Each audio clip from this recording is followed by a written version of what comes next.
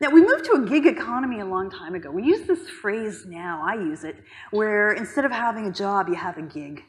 You get paid for your gig, maybe you have multiple gigs, but that's what used to be the reality for a very long time.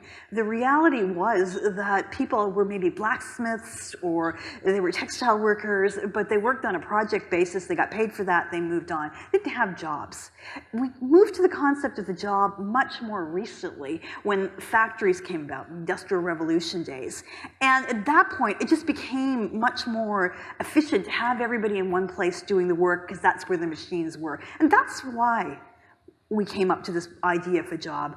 It just was more efficient to have everyone where you could see them. Coase was wondering why we had firms.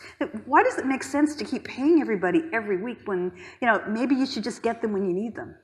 And what he came up with was that the transactions costs were much lower if you had everybody in one place, because it cost too much to call them up as you needed them. Well, look, we've changed the transactions cost. Now you have a phone, you can get the work done immediately. There are three forces at work changing the nature of work.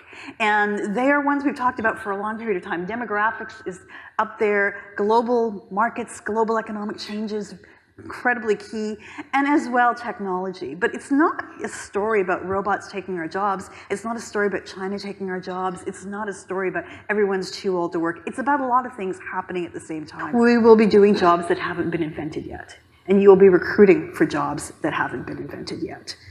Who would have thought that a YouTube star would be a very high-paying position right now? But it is, right? And it's not a job you have with a company.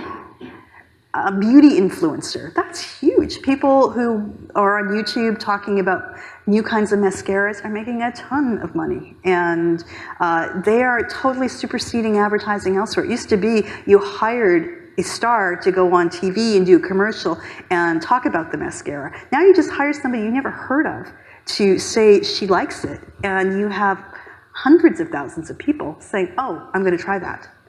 Completely changed everything. So the jobs have already evolved, and they're going to evolve a lot more. We have things we haven't even talked about or thought about or imagined yet.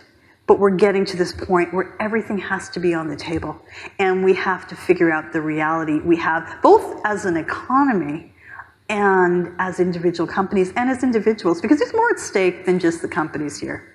We could have this horrible, horrible future where there's tons of displacement and unemployment and disengagement, and it's not going to work for us at all, because we know what happens when we have social unrest.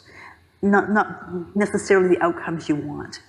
So that's something you maybe have some power to help avoid.